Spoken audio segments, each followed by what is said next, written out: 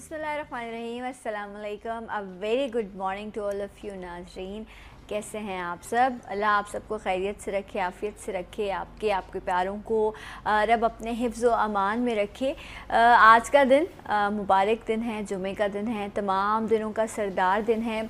इस दिन की इबादतें जो हैं वो बहुत ख़ास हैं। मोहब्बत के साथ इबादत कीजिए, लगाव के साथ दुआ मांगिए और दिल से जो है वो इस्तग़फ़ार कीजिए, क्योंकि जब आप तमाम चीज़ों के अंदर मोहब्बत, अपनाइयत और ख़ास तौर पर जब आप रब के आगे जाते हैं और आप अपना सर झुकाते हैं और कहते हैं हाँ ये सब कुछ मैंने किया है, मैं गलत हूँ, लेकिन आप तो सबसे बरतर है ना, आप हमें माफ़ कर दें। तो ये मेरा यकीन कि ये हम सब का ईमान है कि रब हमें माफ़ करता है और हम अपनी ज़िंदगी में बेहतर अमल की तरफ बढ़ते हैं।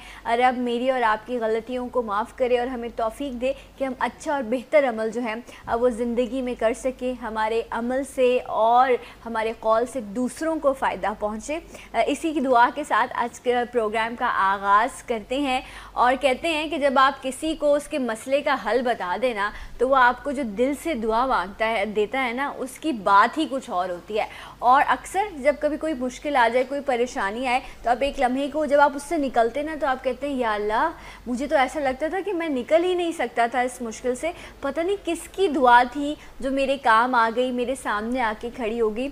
इसीलिए कहते हैं कि किया हुआ अच्छा या बुरा अमल, कही हुई अच्छी या बुरी बात, दोनों इंसान का पीछा करती हैं और एक वक्त आता है कि वो सामने कभी अच्छाई बनकर और कभी जो है वो वक्त का साइकिल जब घूमता है तो की हुई बुराई, की हुई ज़्यादती, कही हुई बुरी बात आपके सामने वैसे ही आके खड़ी हो जाती है और हम कहते हैं मैंने तो ऐसा कुछ नहीं किया, फिर ऐसे क्यों हो गया। कुछ ना कुछ हम गलतियाँ ज़रूर करते हैं। सो ये तो आज पता नहीं कहाँ से कहाँ बातें चलेगी, लेकिन मकसद ये है कि जब हम यहाँ पर आपसे अच्छी बात करते हैं, मेरे मेहमान आपके मसाइल को हल करते हैं, तो आप उनके लिए भी दिल से दुआ किया कीजिए ताकि सबको जो है ज़िंदगियों में आसानियाँ मिल सके। मेरे आज के जो मेहमान हैं उन्होंने भी आपकी ज़िंदगियों में बहुत सारी आसानियाँ पैदा की हैं अपनी दवाओं के ज़रिए, अपने नुस्ख़ों के ज़रिए। आज भी एक बड़ा ख़ास मसला है, बल्कि बड़ा तकलीफ़ दे जो है ये प्रॉब्लम रहती है लोगों पे, उस पे हम आज बात करेंगे। पहले अपने मेहमान का तारुफ करा दूं।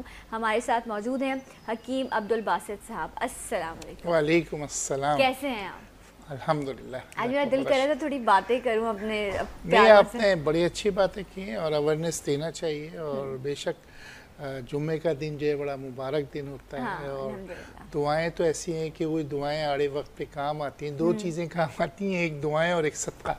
Yes, very true. ये जो है बेसिकली काम आती हैं और जुम्मे के दिन हमें यही लोगों को बताना चाहिए कि कुरान मजीद अगर आप पढ़ते हैं तो उसमें एक जगह जो है वो दोज़ख वालों से जन्नत वाले सवाल करते हैं। अच्छा, कि मियाँ तुम्हें कौन सी चीज़, उसको एक तशरीह बता रहा हूँ या उसका तफसीर, कि आपको कौन सी चीज़ जो है वो दोज़ख में लेकर आ गई। ओके, तो उनसे सवाल किया जाता है जो दोज़ख में मौजूद है, जन्नत वाले सवाल करते हैं। अच्छा। तो वो जवाब जो देते हैं वो देते हैं कि हम बहस बहुत करते थे और दीन के मामले में उलझते बहुत थे। और दूसरा बताते थे हम नमाज नहीं पढ़ा करते थे। तीसरी चीज़ जो बताई उन्होंने बड़ी अहम, कि हम मिस्कीनों को खाना नहीं खिलाते थे। तो ये तीन चीज़ें हमको बड़ी टॉप की पता चल गई कि अगर आप बहस मुबाहिसा दीन में जो है उसको मनोवन मान लें, कुरान मजीद पे पूरा अमल करें, तो ये जन्नत वालों की निशानी है। राइट। और अगर मैं गलत नहीं हूँ तो 25% जो है वो प्रैक्टिकल है, बाकी 75% है ही आपका हुस्न इखलाक, आपका इखलाक, आपका मिजाज, आपका दुनिया को बरतना, रिश्तों को निभाना, आपकी ज़बान से कोई किस तरह महफूज है। मुझे याद है उस दिन हमारे पास मुफ्ती साहब आए थे, वो कह रहे थे जब इंसान सुबह उठता है ना तो ये रब का करम है उस पर कि उसकी आंख खुलती है, वरना जब आप रात को सोते हैं तो आप आधी कहते हैं कि मौत इंसान के वाक़ हो जाती है। ये रब का करम है कि हमें एक नई सुबह देखने को मिलती है। तो जब इंसान सुबह उठता है तो ये जो तमाम आज़ा हैं ये ज़बान के आगे यूं हाथ जोड़कर खड़े हो जाते हैं। कहते हैं कि अगर तुम चुप रहोगी, तुम अपने आप को कंट्रोल में रखोगी तो हम सब महफूज रहेंगे। तो ये जो ज़बान है ना, ये जो छोटा सा बग़ैर हड्डी का हिस्सा है, ये इतनी ख़तरनाक चीज़ है। अगर इसको सही से आपको डील करना आ गया ना, इसका सही इस्तेमाल आ गया, तो आप ज़िंदगी में बड़ी से बड़ी जो है वो कामयाबी हासिल कर सकते हैं। इसका सही इस्तेमाल करेंगे तो अब्दुल सत्तार ईदी बन जाएंगे। और अगर गलत इस्तेमाल करेंगे तो फिरौन बन जाएंगे। Yes, very true.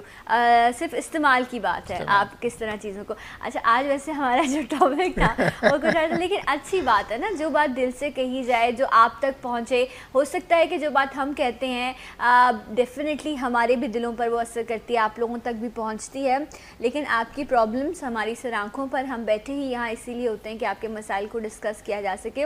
एक ऐसा प्रॉब्लम जिससे बहुत सारे लोग गुजरते हैं और कहा यह जाता है कि ये बहुत सारी बीमारियों की जड़ बनता है। कॉन्स्टिपेशन, कब्ज़ की जो शिकायत है, ये बेशुमार बीमारियों को दावत देती है।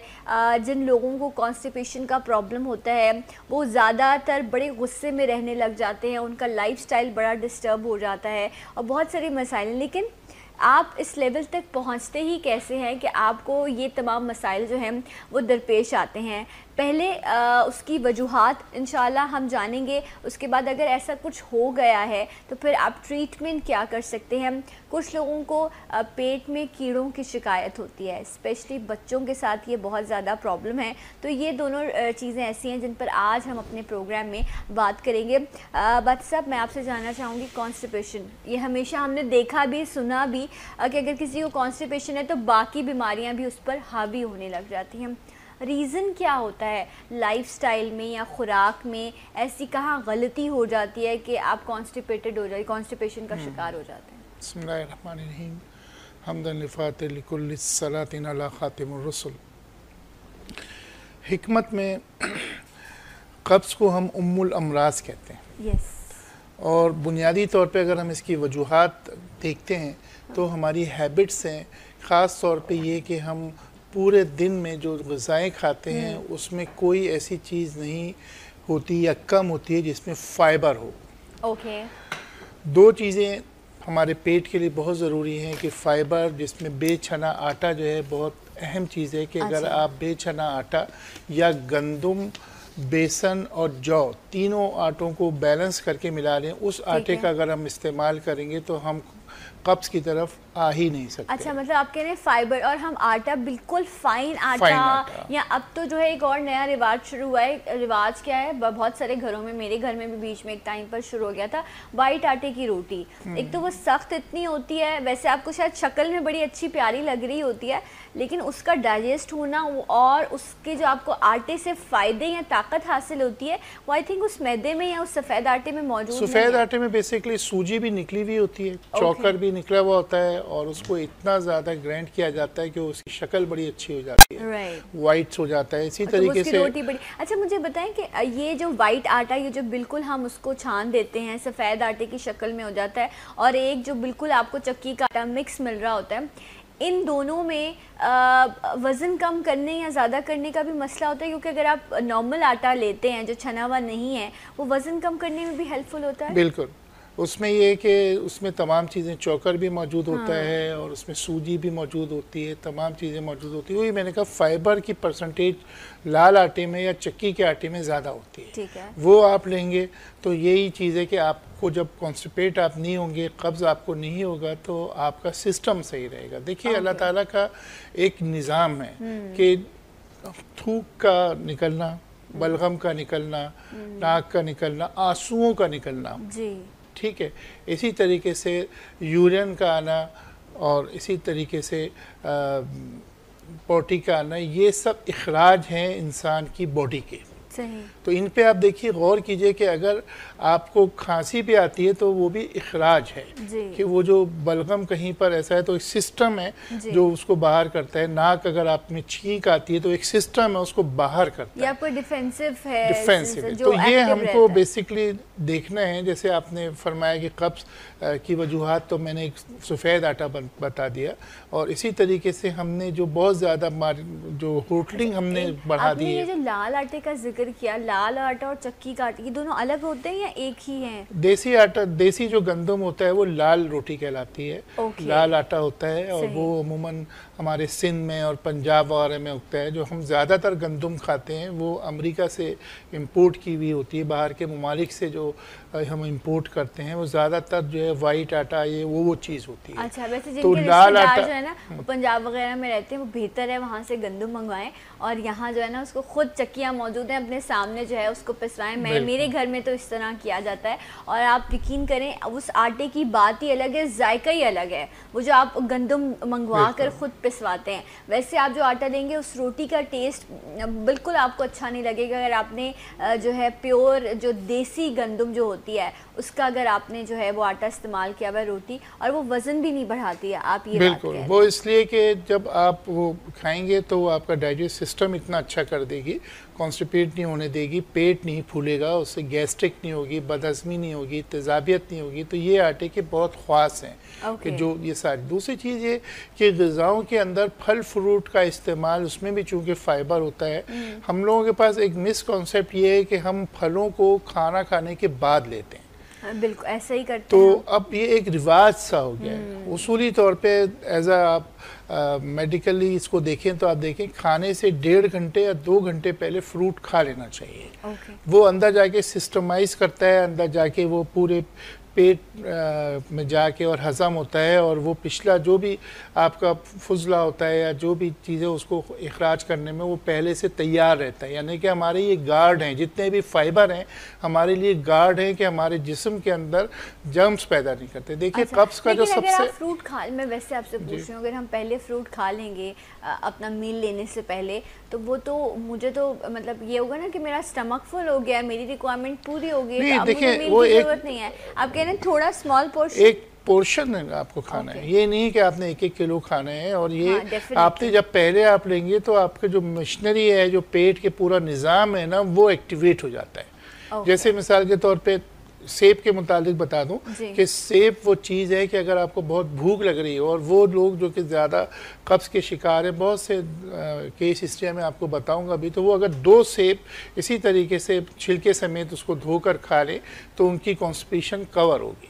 अच्छा, ये आप दिन में कह रहे हैं क्योंकि रात में सेब के लिए मना करते हैं? दिन में सुबह नाश्ते में खाली पेट जब निहार मुँह आप खाना खाते हैं, नाश्ता करते हैं, तो उसमें आप अगर सेब खाना शुरू कर दें तो वो आपके कब्ज़ का एक इलाज है। दूसरी चीज़ देखिए, अब हम ये बात करते हैं कि कब्ज़ की वजह से प्रॉब्लम क्या आता है। ब्यूटी के ऊपर सबसे अहम चीज़ बता दूं सबसे पहले कि वो ख़वातीन जो एंटी एजिंग की शिकार हैं, वो ख़वातीन जो झाइयाँ एजिंग के हो रही हैं, और मैंने ये आजमाया है कि उनको जब मैंने कब्ज़ की और पेट में कीड़े ख़त्म करने की दवाएं दी तो उनकी झाइयाँ सही हो गई। ये बिल्कुल नोट करने वाला पॉइंट है कि जिनको झाइयाँ हो रही हों वो अपने वॉर्म्स की जो दवाएं अभी मैं बताऊंगा, और उसके अलावा जो है कॉन्स्टिपेशन की दवाएं लें तो वो। दूसरे ये कि बच्चों को वैसे मैं आपसे एक चीज़ पूछना चाहती हूँ कि आप लोग तो डेफिनेटली कहते हैं ना डॉक्टर को आपको हर चीज़ शेयर करनी चाहिए, तो मैं भी बहुत सारे ऐसे पेशेंट आते हों जो जिनके साथ कॉन्स्टिपेशन का ये प्रॉब्लम होता भी हो, बट वो डिस्कस नहीं करते हो, दे फील शाय कि नहीं ये बात बताने वाली नहीं है,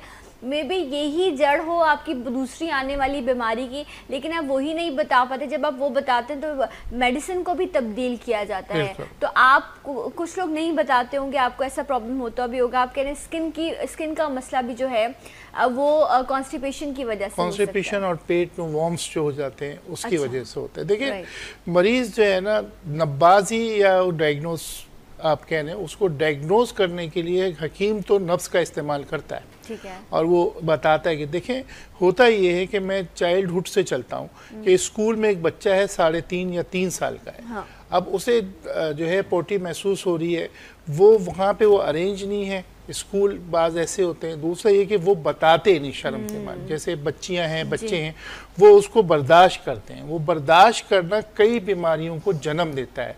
नंबर 1 आपको पाइल्स की शिकायत कब्ज की वजह से होती है। दूसरे ये कि आपका कलर जो है वो बिल्कुल पीला सा पड़ जाता है, आपका रंग ऐसा ख़राब सा हो जाता है ज़्यादा कॉन्स्टिपेशन होने से। तो होता ये है कि माएँ तरबियत ऐसी करें बच्चों को कि भाई तुम्हें जब पेशाब महसूस हो, जब पोटी महसूस हो, आप फौरी तौर पे वॉशरूम जाएं। ये अगर आप हैबिट बच्चों की करेंगे तो वो किसी बीमारी में मुब्तला नहीं होंगे। 80% बीमारियाँ कब्ज़ और पेट में कीड़े की वजह से। तो सिंपल से एक बीमारी मैं आपको बताऊँ कि अमूमन एज़मा हो जाता है, एस्थमा होता है, बच्चों को भी एस्थमा होता है, बड़ों को भी होता है। बच्चे 5.5-6 साल के बाद अमूमन सांस की शिकायत हो जाती है बीमारी की। अब उनको हम तमाम दवाएं जो है एंटीबायोटिक भी देते हैं, फलाना भी देते हैं, उनको सांस न्यूबलाइज भी कर, लेकिन कहीं भी कोई डॉक्टर या हकीम जो है उसके पेट के कीड़े चेक नहीं करता। अच्छा। पेट के कीड़े अगर आपके होंगे और वो अगर पेट के जरिए उस सांस की नाली तक आ जाते हैं, उसकी हाँफता है। अच्छा, हाँफता है पेट के बंदा। कीड़े आप कह रहे हैं, एक तो ये वजह है कि आप जो है प्रॉपर आप अपने आपका वॉशरूम के टाइम या ये सब नहीं हो पा रहा होता प्रॉपर, लेकिन और वजूहात क्या बनती हैं ये जो पेट में इसमें जो बेसिक वजूहात होती हैं, इसमें ये होता है कि जिस तरीके से हमारे खाने पीने की अशिया हैं, ख़ास तौर पे दूध की जो एक्सपायरी होती है उसकी तरफ तवज्जो नहीं देते, या फिर ये कि जो हम सब्जियां खाते हैं या हम फ्रूट खाते हैं, इनको आप सही मानों में देखा जाए कि अगर आप सब्जी को, पालक है फलाना, उसको बॉयल कर दो, बॉयल करने के बाद पकाते हो ना, तो उसमें लावा जो होता है, लावा जो है वो बॉयल करने पर भी नहीं मरता, लावा कहीं ना कहीं रहता है। लावा क्या है? यानी कि जो कीड़े के अंडे जो होते हैं, तो वो अमूमन घास में, फूस में, इस जगहों पे वो रिहाइश पजीर होते हैं और वो इस तरीके से जो है हमारे ग़िज़ाई चीज़ों के अंदर शामिल हो जाते हैं, और जब हम उसको खाते हैं तो वो अंदर जाके अपना घर कर लेते हैं। और इसी तरीके से कई ऐसी चीज़ें, यानी कि देखिए ना, टॉफ़ी, चॉकलेट, ये जितनी चीज़ें हम ज़्यादा खाते हैं, और दूसरे ये कि लोकल देसी जो चीज़ें होती हैं, मूंगफली की टॉफ़ी फलाना, उन सब के अंदर कहीं ना कहीं जो है वो जम्स होते हैं, वो बैक्टीरिया मौजूद होता है, तो वो अंदर जाके बाकायदा जो है वो घर करता है, और एक कीड़े से 100 कीड़े हो जाते हैं बड़े आराम से। इनकी अफजाइश बहुत जल्दी होती है। अच्छा, लेकिन मुझे बताएं, बड़ों को में तो, बच्चों में हमने इस तरह के सवाल भी बहुत कॉलर्स के सुने कि बच्चों में प्रॉब्लम है, वो कंप्लेन करते हैं, पेट में दर्द की शिकायत करते हैं, बहुत बेचैन रहते हैं, रातों को रोते हैं, इस तरह की कंडीशन है, और मुख्तलिफ तरह की दवाएं भी उनको दी जाती हैं। बच्चों के हवाले से भी मैं जानती, लेकिन बड़ों में भी ये जब है तो उसमें भी पेट के दर्द की ही कंप्लेन रहती है, या इसके लिए किस तरह डायग्नोस किया जाता है? देखिए, बच्चों को तो आपने बता दिया कि बड़ों में जो मेन चीज़ होती है, सबसे पहली चीज़ ये है कि उनका रंग फीका पड़ना शुरू हो जाता है, वो मुख्तलिफ आयरन की चीज़ें लेना शुरू हो जाते हैं कि भाई मैं कमज़ोर हो रहा हूँ, वीक हो रहा हूँ, जो चीज़ें खा रहा हूँ, मन ये इस्तेमाल होती है ना कि खाना लग नहीं रहा, कोई इतनी में चीज़ें खा रहा हूँ और मैं फलाना भी खा लेता हूँ। तो वो चीज़ बेसिकली ये होती है कि आप जो है स्टूल का टेस्ट करवाइए, और इसमें आप देखिए कि आया आपको ये प्रॉब्लम वॉर्म्स का तो नहीं। वॉर्म्स भी आपको पता है 3 किस्म के वॉर्म्स होते हैं, जिसे हम राउंड वॉर्म्स भी कहते हैं, चुनचुने भी कहते हैं, बड़े जो वॉर्म्स होते हैं, तो वो बड़ों को जब होते हैं तो उसमें बुनियादी तौर पे घबराहट होने लगती है, बाद दफ़ा उनको सीने में जलन होने लगती है, बाद दफ़ा उनको बहुत ज़्यादा जो है वो स्ट्रेस में आ जाते हैं, वो बीमारी समझ नहीं आती। तो ये बेसिक चीज़ होती है कि आप कब्ज़ और पेट के कीड़ों को अगर आप पहले तवज्जो दे दें तो आप कई चीज़ों से बच सकते हैं। राइट जनाब।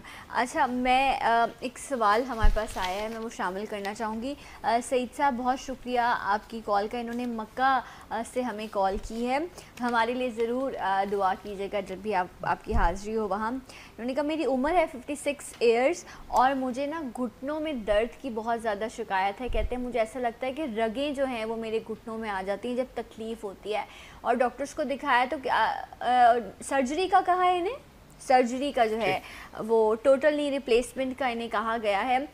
मैंने आपका सवाल शामिल किया, इंशाल्लाह ब्रेक के बाद आपके सवाल का जवाब भी लूँगी। इसके अलावा जो बासित साहब आज हमें कॉन्स्टिपेशन और जो वॉर्म्स हैं इसके हवाले से आपको बताने के कौन कौन सी चीज़ों की वजह से हो जाते हैं, रेमेडीज़ क्या हैं, ये भी शेयर होंगी इस ब्रेक के बाद। मेरे साथ रहिए सलाम पाकिस्तान में।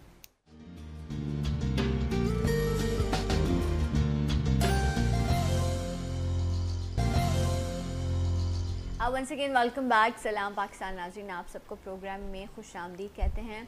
हकीम अब्दुल बासित साहब हमारे साथ मौजूद हैं और आज हम बात कर रहे हैं कॉन्स्टिपेशन के हवाले से। अगर इस तरह का कोई भी आपको प्रॉब्लम है ज़रूर जाइए, आपको डॉक्टर के पास जाना है, आपको हकीम के पास जाना है, आपको जिस भी पैथी पर बिलीव है जाकर इसका इलाज कराइए, क्योंकि हम स्टार्ट में से इग्नोर कर रहे होते हैं कि शायद कोई ऐसा मसला नहीं है, लेकिन ये आगे जाकर आपको ज़्यादा प्रॉब्लम में मुब्तला कर देती है। और अगर किसी को वॉर्म्स का मसला है तो उसके सिम्टम्स क्या होंगे, ये बड़ी इंपॉर्टेंट चीज़ है, क्योंकि हमें लगता है कि सिर्फ बच्चों में होता होगा, बड़ों में ऐसा प्रॉब्लम नहीं है। लेकिन आप कह रहे हैं अगर वज़न का तेज़ी से कम होना या रंग का पीला हो जाना, रंग का पीला होना ये नकाहत का होना, कमज़ोरी महसूस होना, और या आप समझें आप खाना खा रहे हैं लेकिन आपको लग रहा है कि मैं दिन ब दिन जो है कमज़ोर होता जा रहा हूँ, ये वजह होती है। और बाद दफ़ा ये होती है कि इन ऐसे मरीज़ों के जो है अमूमन नाफ के नीचे की तरफ जो है वो उनको एक ऐसा लगता है कोई चीज़ रेंग रही है, ऐसा महसूस होता है कि इस जगह पे जलन सी हो रही है, ये भी होता है। और अमूमन ऐसे लोग जब रात को सोते हैं, चाहे वो बड़े हों या छोटे हों, तो उनके तकिए में जो है वो थूक ज़्यादा निकलती है। ये भी एक इसका सिम्टम निशानी है कि साहब आप अगर इस तरीके से हो रहा है तो आपको देखें। दूसरा ये कि वो ओवर मीठा लेना शुरू हो जाते हैं, यानी कि उनको इतनी ज़्यादा क्रेविंग्स होती है कि वो मीठा ज़्यादा लेते हैं। तो ये वजूहात नज़र आती हैं जो पेट में कीड़े की है। जहाँ तक कॉन्स्टिपेशन का ताल्लुक है, कब्ज़ का ताल्लुक है, दोनों का अगर हम साथ लेकर चलते हैं तो कब्ज़ की दवाओं में सबसे अच्छी दवा ये है कि आप फाइबर वाली चीज़ें लें, और इसी तरीके से जो है रात को सोने से पहले 1 कप दूध में तकरीबन 11 मुनक्का जो है वो थोड़ा सा बॉईल करके ले लें, इससे आपका कॉन्स्टिपेशन। अच्छा, मतलब दूध में आपने 11 मुनक्का डालने हैं, उसको बॉईल करने और उसके बाद वो दूध पी रहे हैं, उस मुनक्के को आपने खा लेना है। जी, तो इससे कॉन्स्टिपेशन। इसी तरीके से बैगन, और बहुत उम्दा चीज़ है कि बैगन थोड़ा सा ले लें, और करेला, 2 चीज़ें जो हैं वो राउंड वाला बैगन या दूसरा वाला, कोई भी हो, ओके, थोड़ा सा पीस लेना है, 50 ग्राम के करीब बैगन ले लें, करेला ले लें, और पालक के 3-4 पत्ते। बैगन, करेला और पालक के 3 से 4 पत्ते, इनको जो है 1 गिलास पानी में उबाल लें, और छान कर ये पानी पीने से भी जो है आपका कॉन्स्टिपेशन कंट्रोल होता है। इसी तरीके से इंजीर इस सिलसिले में बहुत उम्दा चीज़ है कि इंजीर के 2 दाने सुबह, 2 दाने शाम को आप दूध के साथ इसी तरीके से ले। पुराने से पुराने कब्ज़ की ये बेहतरीन दवा है। इंजीर को कैसे लेना है? रात में ही सोप कर दें रात को, और सुबह सोप करके रात को ले लें। तो इसमें ये कि उम्र के लिहाज से भी होता है कि अगर आपकी उम्र 15 साल तक के है तो आप 2 ले लें, और अगर 15 से उम्र है तो 3 भी आप अंजीर जो है ले सकते हैं। राइट। तो इसमें क्वांटिटी बड़ी काउंट करती है। अच्छा, मुझे बताइए कि इसबगोल का इस्तेमाल जो है वो भी अक्सर लोग करते हैं, या इसको कॉन्स्टिपेशन को ख़त्म करने के लिए, तो क्या ये हेल्प करती है? देखिए, फाइबर जो है जहाँ भी होगा वो हेल्प करेगा, ठीक है ना। इसबगोल की भूसी का जो हमने इस्तेमाल शुरू किया है, इसके ऊपर बड़ी रिसर्च है कि कोलेस्ट्रॉल के लिए भी अच्छी है, कॉन्स्टिपेशन के लिए भी अच्छी है, लेकिन हुक्मा जो है इस पर आमादा नहीं है। वो ये कहते हैं कि इसबगोल मुसल्लम लिया जाए, दाने उसके जो है वो आप अगर 1 टेबल स्पून रात को आप ले लें तो वो कब्ज़ तोड़ने के लिए। इसमें ये है कि अगर आप गर्म पानी से लेंगे तो वो आपका कब्ज़ तोड़ेगी, हाँ, और अगर ठंडे पानी से लेंगे तो आउल का आना, पेचिश का होना, उसको रोकते हैं। इसबगोल की भूसी का अमूमन मैं सेकंड इसलिए नहीं करता कि इसमें ठंडक बहुत है। और दाने में, इसबगोल के दाने में नहीं, उसमें नहीं है। अच्छा। अब इसमें मिलावटें भी ऐसी होती हैं कि जैसे आपने इस्तेमाल किया, इस्तेमाल करने से अमूमन ख़वातीन के 90% मेरे पास जो केस हिस्ट्रीज हैं, उन जोड़ों में दर्द जो है इसबगोल की भूसी की वजह से बैठता है कि वो इतना ज़्यादा 2-2 चमचे 1 दिन में ले रही हैं। अब वो तो एक तरीके से फाइबर का काम तो कर रही है, लेकिन अपने असरात तो छोटे के ना छोड़ेगी, तो वो ठंडक जिस्म में आ जाती है। तो ये इसको बैलेंस इस्तेमाल करना चाहिए। ये इसबगोल के साथ लौंग का इस्तेमाल अमूमन बताया जाता है, हम उनको बताते हैं। लौंग का पाउडर बना लें, लौंग जो है 3 अदद ले लें, 1 टेबल स्पून इसबगोल ले लें, इसको आधा गिलास पानी में डाल के रख दीजिए, और फिर उसका इस्तेमाल इस तरीके से कीजिए, तो उसके सुम्मी असरात जो नहीं होते। इसी तरीके से मतलब साहब ये कह रहे हैं कि आपने भूसी जो है या जो इसबगोल का छिलका है आपने उसका इस्तेमाल नहीं करना, इसबगोल का जो दाना है वो आपने इस्तेमाल करना है, और उससे आपको इंशाल्लाह कॉन्स्टिपेशन में वो चीज़ बड़ी हेल्पफुल होगी। एक और चीज़ मुझे बता दीजिए कि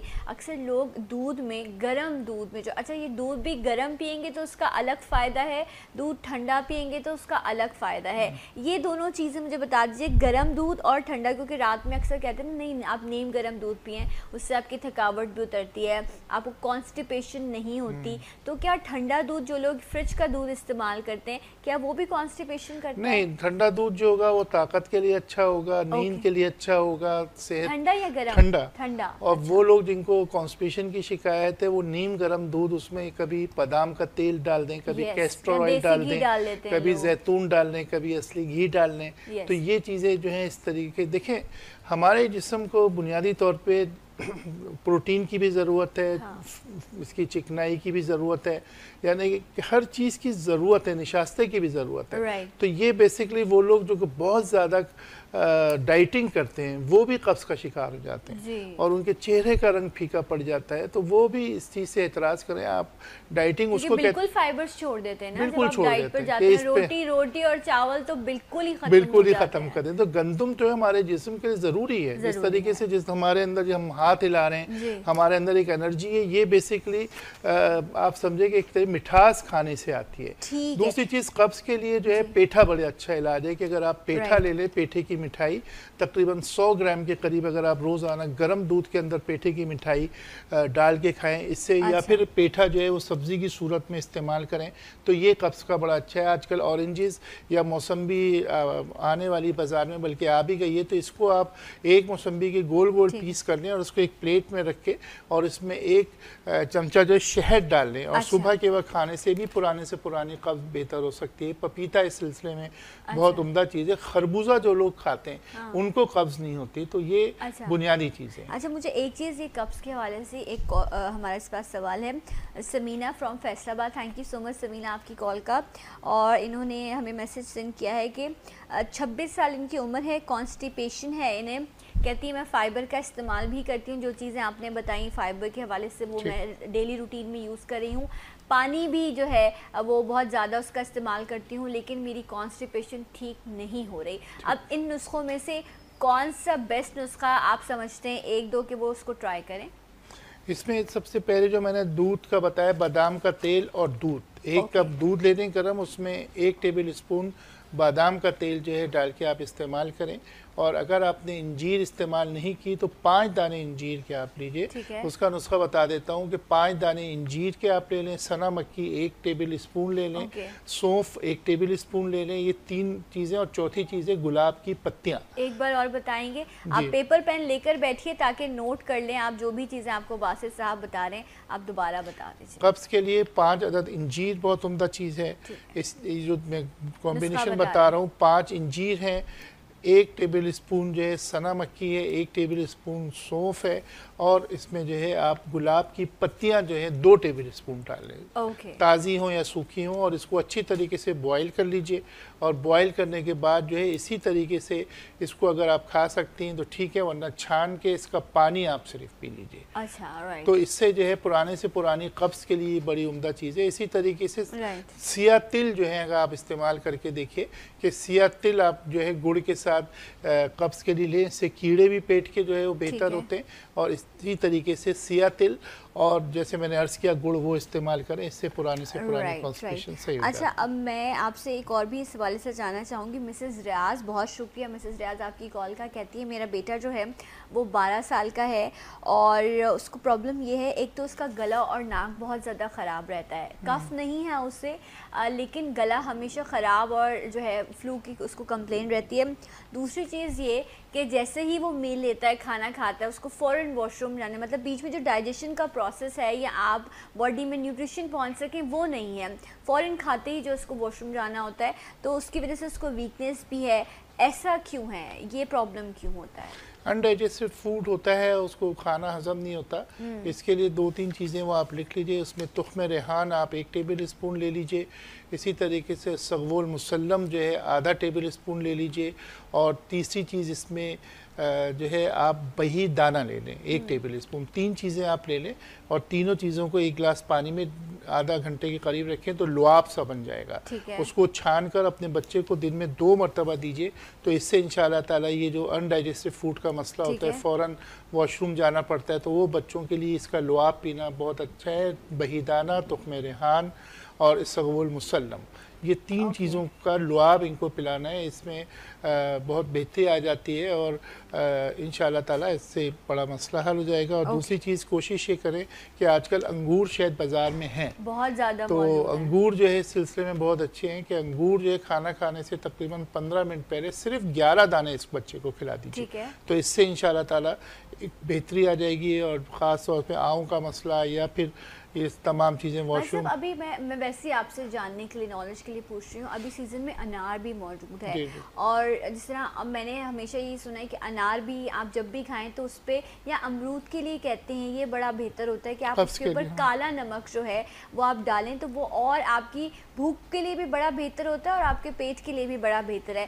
तो इज़ इट राइट, अनार या अमरूद भी इसलिए इस्तेमाल किया अमरूद जा सकता का मैं बताऊँ, अमरूद पुरानी खांसी के लिए बहुत अच्छा इलाज है। आजकल लोगों को खांसी बहुत है, उसमें सिंपल से गोल गोल पेस्ट कीजिए और अभी आई थिंक अमरूद भी है, वो अमरूद ही की बात कर रहा हूँ, तो उसको तवे में सेकिए और उसमें काला नमक और काली मिर्च ऊपर से 2-3 चुटकी डाल के वो खाने से आपकी खांसी रुक जाती है। नंबर 1, स्लाइसेस काट के और तवे पे आपने उसको हल्का सा जो है वो सेकना है। और दूसरा ये कि कॉन्स्टिपेशन की ये बेहतरीन दवा है कि आप जो है अमरूद थोड़ा सा गला हुआ लें, उसमें काली मिर्च, नमक, काला नमक और अजवाइन खरासानी, ये तीनों चीज़ें इक्वल आप पिसवा लीजिए और ये आधा टीस्पून जो है वो तकरीबन 1 पाव नमक अमरूद में छिड़क के उसको नमक की तरह आप उसको खाइए तो आप देखेंगे इससे आपकी कॉन्स्टिपेशन सही है। इसी तरीके से अनार के छिलके उठाकर मत फेंकिए, ये अल्लाह के एक कुदरत का एक ख़जाना है। अनार जो आजकल आ रहा है इसमें 2 चीज़ें हैं कि अनार के छिलके को सुखा के 3 ग्राम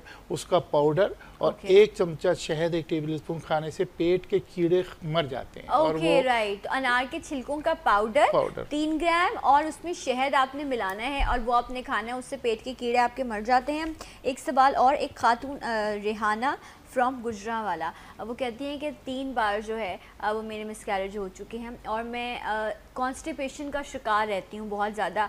तो क्या ये मेरी कॉन्स्टिपेशन मेरी वजह बनी उन तमाम प्रॉब्लम्स की? तो अब कॉन्स्टिपेशन को हल करने के लिए मुझे कोई नुस्खा बता दीजिए, या इनमें से कौन सा बेहतर है? इसमें कैस्टर ऑयल आप लेंगे, जैतून का तेल और कैस्टर ऑयल जो है आप लीजिए गर्म दूध के साथ, वो बड़ी उम्दा चीज़ है। और इसी तरीके से जो मैंने पालक के पत्ते और बैगन बताए उनको पानी में बॉईल करके 25-25 ग्राम लेके उसका पानी आप पीजिए।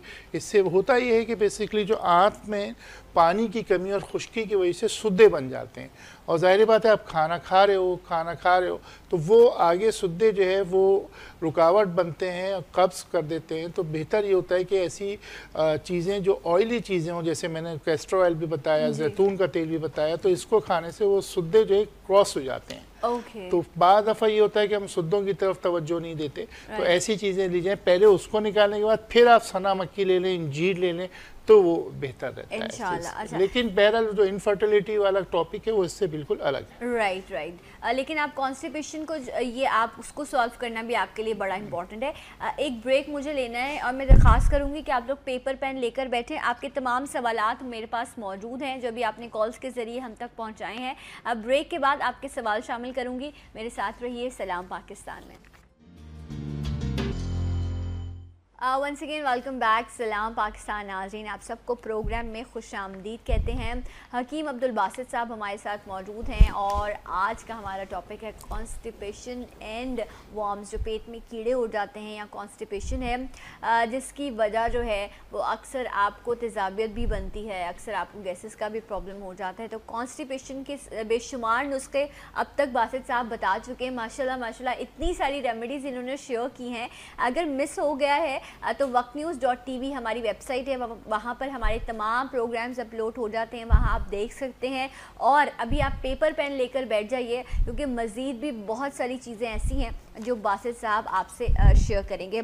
बासित साहब, मैं सवाल शामिल करूँगी सईद साहब मक्का से, जिन्होंने हमें कॉल किया और उन्होंने कहा कि 56 ईयर्स इनकी उम्र है, घुटनों में इनके बहुत ज़्यादा दर्द रहता है, इनको लगता है रगें जो है मेरे घुटनों में आ जाती हैं और इनको कमर में भी दर्द है और डॉक्टर कहते हैं कि सर्जरी करवानी पड़ेगी। तो अब क्या हल है इसका? सबसे पहली चीज़, अगर ये बीपी के पेशेंट हैं तो अपने बीपी की दवाएं कंटिन्यू करें और उसे कंट्रोल करें। और इसके साथ जो है 3 चीज़ें मैं बता देता हूँ, 4 चीज़ें, उसका आप पाउडर बना लें। नंबर 1, इसमें अलसी दाना आप उधर से ले लीजिए, अलसी फ्लैक्स सीड्स जिसे हम कहते हैं वो 100 ग्राम ले लीजिए। अजगर नागोरी 100 ग्राम ले लीजिए। और इसी तरीके से सौंठ जो है वो आप 100 ग्राम ले लीजिए। और चौथी चीज़ जो है वो आप इसको क्या मूसली सफ़ेद जो है वो आपने लेनी है। 4 चीज़ें हो गई, मूसली सफ़ेद हो गई और 3 चीज़ें जो मैंने बताई, हम वज़न लेके इसका पाउडर कर लें और इसको सुबह शाम 1-1 टेबल स्पून दूध के साथ खाएं। राइट जनाब। और इसी तरीके से अगर आपको फ़र्ज़ करें कि वहाँ पर सोलप मिश्री अगर मिल जाती है तो सिर्फ सोलप मिश्री जो है उसका पाउडर जो है 1/4 टीस्पून लेने से विटामिन डी की कमी और इसी तरीके से जो फ्रूट होता है उसमें बेहतरी आ जाती है। एलोवेरा का जेल अगर मिल जाता है तो ये मैं अमूमन बताता हूँ कि एलोवेरा का जेल आप ले लें और उसको राउंड द क्लॉक घुटनों पे इस तरीके से मलने से जो है वो उसका मसाज करें, उससे भी बेहतरी। ठीक है। तो आज शाहिद साहब इस्लामाबाद से थे, उनका भी प्रॉब्लम यही था कि उनके घुटनों में बहुत ज़्यादा तकलीफ़ रहती है। तो बासित साहब, शाहिद साहब के लिए भी आप यही कहेंगे कि एक तो अपने का एलोवेरा जो है उसका मसाज करें आप अपने घुटनों पर, और दूसरा जो आपने 4 चीज़ें बताई हैं एक बार आप अगर रिपीट कर दें। जी, इसमें जो सबसे पहली चीज़ है सौंठ 100 ग्राम है, अजगर नागौरी जो है वो 100 ग्राम है, अलसी 100 ग्राम है और मूसली सफ़ेद जो है 100 ग्राम। 4 चीज़ों को हम वज़न लेके 1-1 टेबल स्पून 5 ग्राम के करीब सुबह और 5 ग्राम के करीब शाम को आप इसे लीजिए। इससे इंशाल्लाह ताला घुटने के दर्द बेहतर होना शुरू हो जाएगा। ओके राइट जनाब, आई होप आपने नोट कर लिया होगा। नेक्स्ट जो है वो मोहम्मद अमजद साहब हैं इस्लामाबाद से। बहुत शुक्रिया आपकी कॉल का।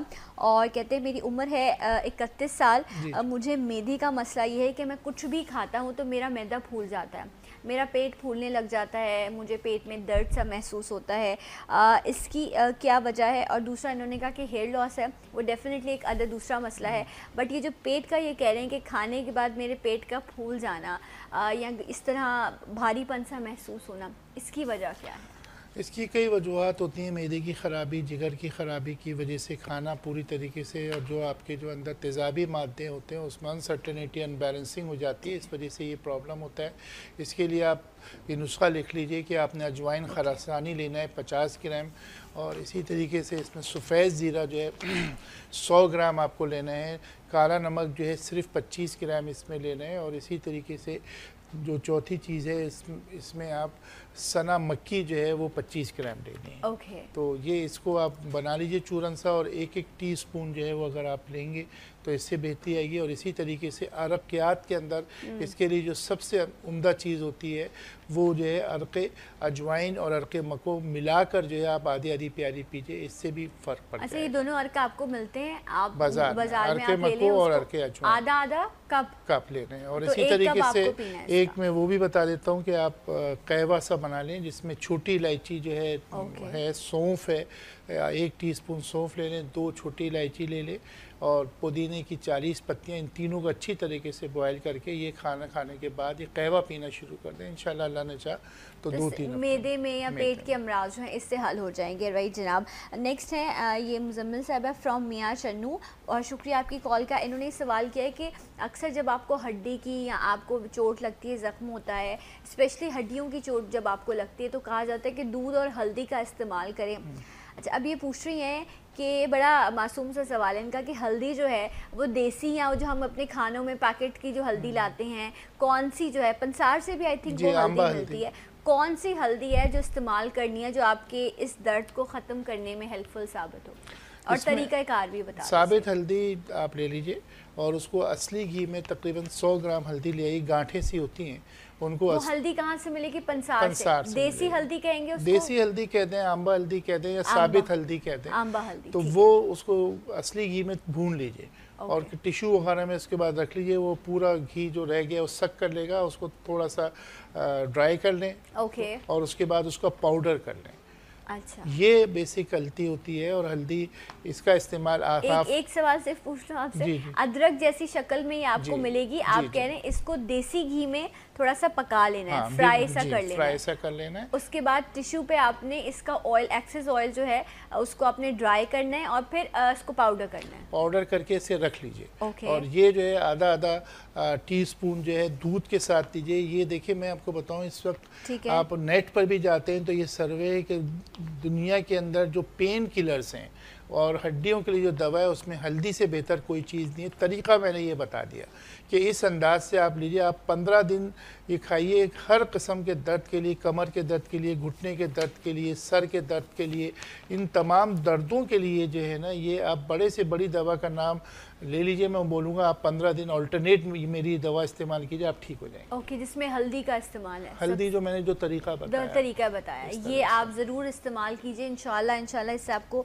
ज़रूर फ़ायदा पहुंचेगा। अच्छा, यास्मीन साहबा हैं, बहुत शुक्रिया आपकी कॉल का। ये कहती हैं कि मैं अपनी हड्डियों के, ऐसा ही इन्होंने यही सवाल किया था, अगर मुझे दोबारा बता दिया जाए, तो हड्डियों के अमराज के लिए, हड्डियों के अमराज के लिए ये मरजान का इस्तेमाल करना चाहती हैं। तो और ये पूछ रही हैं कि कहीं मरजान के इस्तेमाल से मुझे किडनी में स्टोन या ऐसा कोई प्रॉब्लम तो नहीं हो जाएगा? मरजान का किस फॉर्म में इस्तेमाल करेंगी मरजान जो है बेसिकली कुश्ते मरजान के नाम से होता है, लेकिन मैं इसलिए एडवाइस नहीं करूँगा कि कुश्ते उमूमन ज़्यादातर असली नहीं मिलते। तो बेहतर ये है कि आप इस्तेमाल ना करें।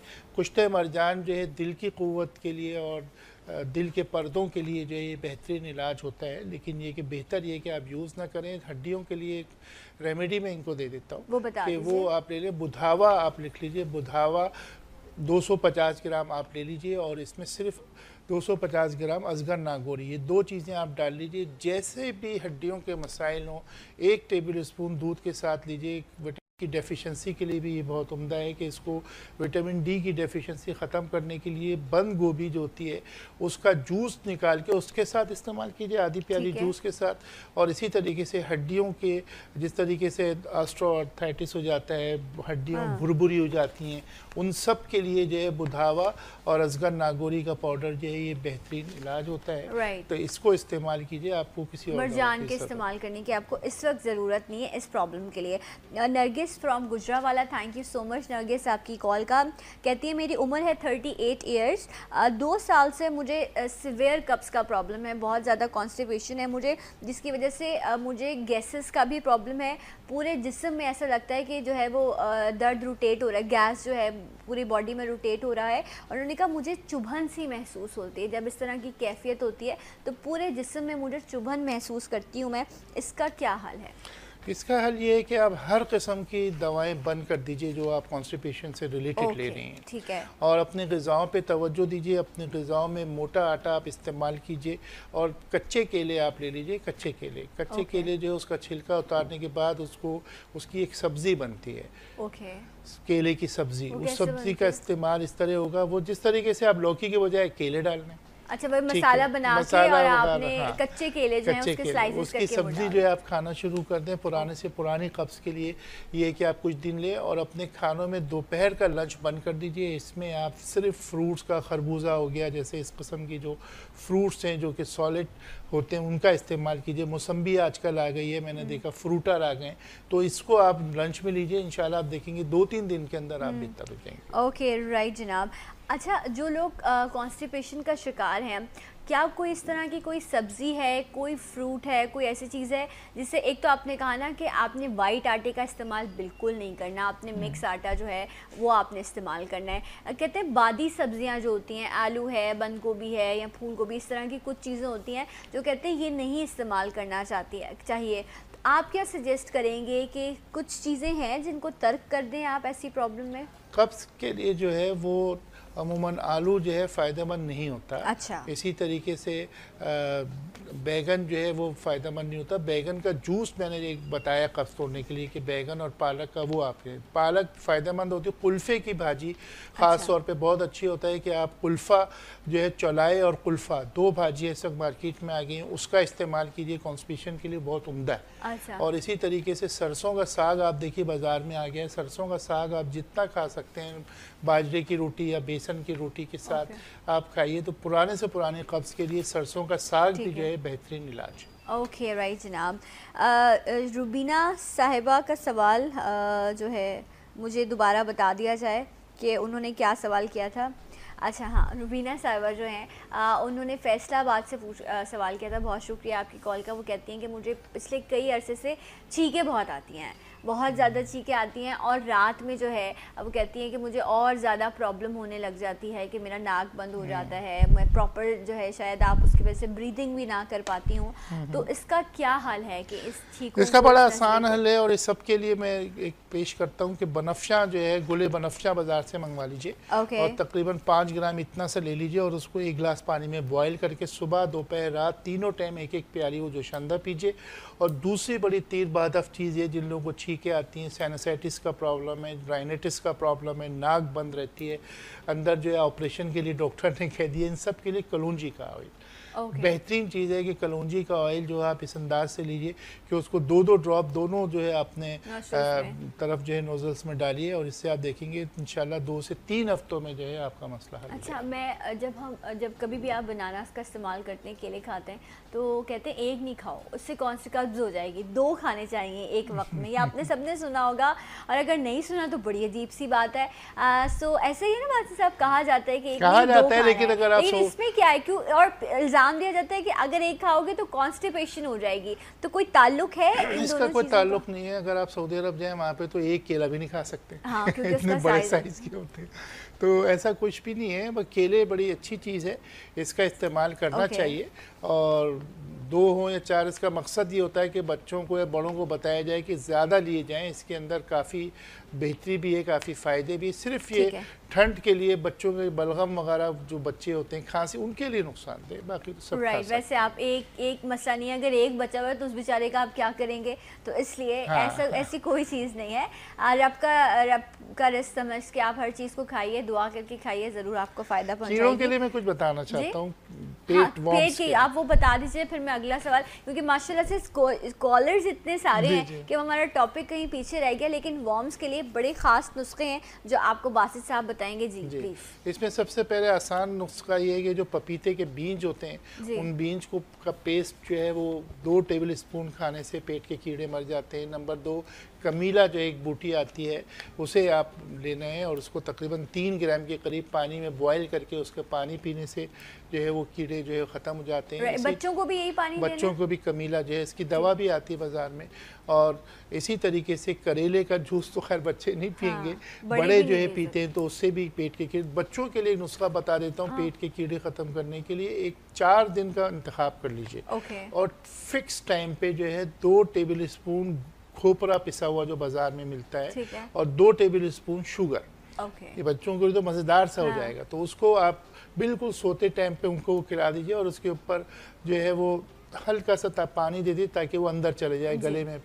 और पहले दिन ये दीजिए, दूसरे दिन दीजिए और तीसरे दिन भी आप सेम टाइम पे देखिए, इसके ऊपर 1 गिलास दूध दे दीजिए आखिरी दिन। तो इस तरह ये होगा कि वो कीड़े तीसरे दिन आके जो है वो मरना शुरू हो जाएंगे और बच्चे का जो है पेट बेहतर हो जाएगा। 4 दिन का आपने बताया ये नुस्खा, 2 दिन आपने पानी देना है, तीसरे और चौथे दिन आपने खोपरा और चीनी के ऊपर आपने दूध दे देना है। इंशाल्लाह उससे ये प्रॉब्लम जो है वो ज़रूर सॉल्व हो जाएगा।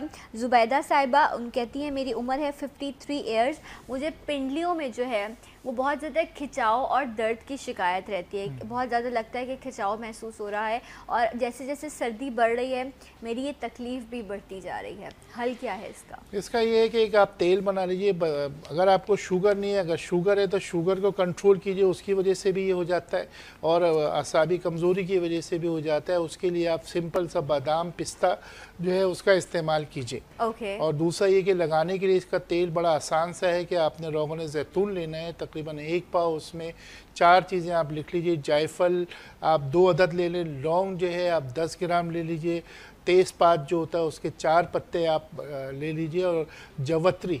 अच्छा, जायफल नहीं, सिर्फ जवत्री। जायफल जवत्री दोनों लेने, वो 2 अदद लेने और ये 1 टेबल स्पून लेना है, लौंग लेना है और ये 4 चीज़ें हो गई। तो इनको आप तेज़पात, तो इनको आप अच्छी तरीके से जलाइए तेल में, वो तेल काला सा हो जाएगा और उसे महफूज कर लीजिए छान के। ये तेल पिंडलियों में, पाँव में रात को सोने से पहले लगा के कोई पट्टी वगैरह बांध लीजिए तो आप देखेंगे। राइट जनाब, thank you so much Basit साहब, बहुत शुक्रिया। ज़रूर नुस्खों का इस्तेमाल कीजिएगा और दुआ कीजिएगा इनके लिए, ठीक है, मेरे लिए भी कीजिएगा। एक ब्रेक, इंशाल्लाह ब्रेक के बाद आपको फिर ज्वाइन करेंगे सलाम पाकिस्तान में।